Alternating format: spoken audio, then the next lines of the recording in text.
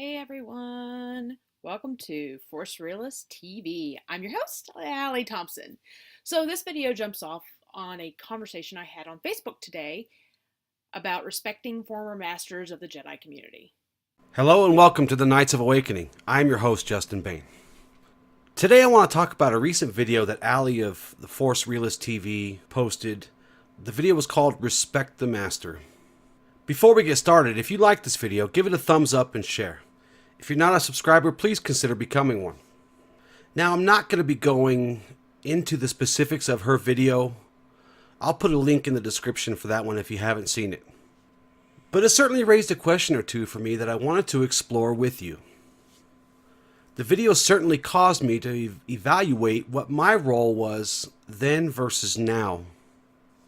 A conversation was had on one of the Jedi Facebook groups that contemplated the merit of former masters and founders having a voice in today's community. More specifically, the weight of that voice from then versus now. The reason I'm not going to get into the specifics of the entire conversation is twofold. First, because it distracts from the overall purpose and message of this video. And secondly, I'm not intimately involved with the persons or conversations that the video and comments are pointing to. Now, with that out of the way, the first question is this. Do former prominent members of the past who have come and gone over the years deserve the same level of respect and admiration they once had?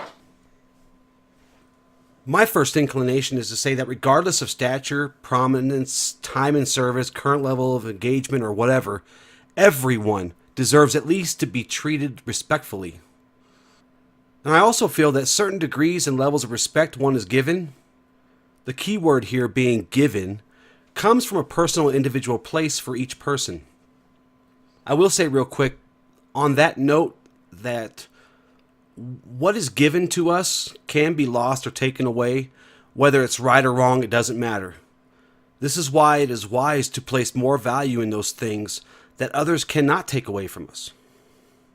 People and their work are admired and respected in degrees by each individual. Now, in my mind, it's very difficult to gauge how much someone is respected when speaking in terms of an entire community made up of vastly different individuals. It's not impossible, but certainly leaves much of it to speculation and the imagination. And I will say, too, that one should never rest on their laurels. Again, I'm not speaking to the context of her video because that is not for me to say if that's even what happened or not, as I'm not intimately aware of the totality of the circumstances surrounding it. But to take this thought experiment further, one should not rest on their laurels and rely solely on what was done and built in the past. Stagnation, as I've said a million times, is a killer of men, and when a path is walked honestly, things can and will change over time. We are all forever learners after all. I want to also say this. If those who came before us left us with something that still inspires and impacts us to this day, then yeah, they should be admired and respected for that. But also, if something they left us is no longer relevant as things have progressed, then they should at least be recognized for their part in helping us on this continued movement forward, no matter how big or small. Life is not always about winning and losing. It is more important to find those lessons that are contained within these two things. Ultimately, the biggest takeaway for me when I ask myself these questions, no matter our stature in the community, then or now, no matter how big or small the impacts we have made or continue to make today, every contribution can be a lesson for those who will come after us. I'll leave you with this. In late 2007, I met up with a lady of the Sith for dinner. We talked about a lot of things, but there was one thing she left me with that was a very powerful question. One that to this day, I have no answer for myself because of how young this Jedi community is and the people I've seen come and go. In some respects, maybe I should have already left. But Emma Sinclair asked, and this is paraphrased, of course. I mean, it was back in 2007. I'm trying to dredge up the exact wording. It's going to be paraphrased. Anyways, I wonder when the current guard will be able to let go of what they have created thus far and let the new guard make their own mistakes and evolve the path beyond themselves? When will we be able to admit that it is no longer our path to forge for the new generation? This is a question that I have constantly asked myself. And just when I think I might be ready to do that, I am re-inspired to continue with this community's next phase. Whether it's at my home order at Force Academy or through working with other orders, something always keeps me engaged.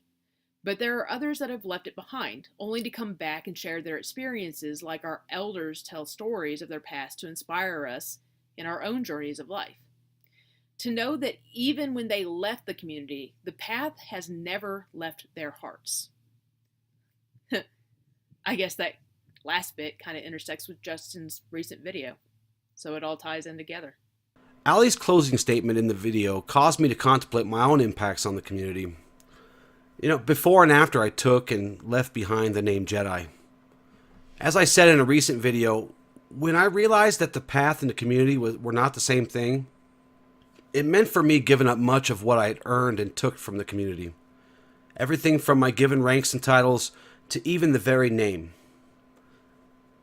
And I suppose after hearing this video, any respect or admiration I may have earned as well. But I may never know what kind of impact I left with the community when I was a Jedi, before I co-founded the Knights of Awakening. I know some people loved me and respected me, and I know others hated me and probably still hate me to this day, but most everybody knew me at least. And I would not be so bold to say that I even had any impact at all. And you know what? I'm okay with that. After my home order was left in shambles and in ruin, the Knights of Awakening was the next step in my evolution. Just to be clear, though, I have no regrets. I may have lost much over the years, but I always remained true to the path. My path. Her statement also made me contemplate how my intentions are seen, felt, and heard. It made me wonder if I ever even took the time to share those intentions with any of you. Not being satisfied that I had ever actually did share those with you, I wanted to share some of those with you now.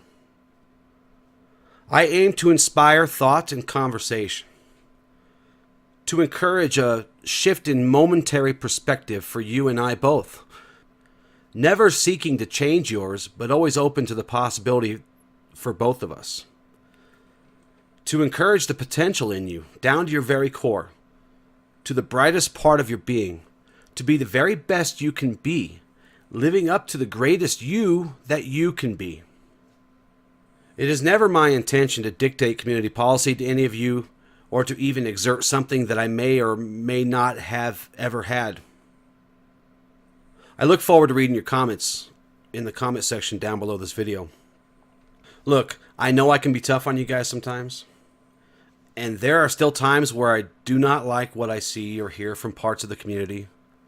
I do what I do in this phase of my life and path because I want to see you become the very best you can be. And I know that it will be a struggle at times. I don't even have all of the answers, and I'm not always right. Because you see, I am forever the learner too. I love you guys very much, and until next time, awaken the night within.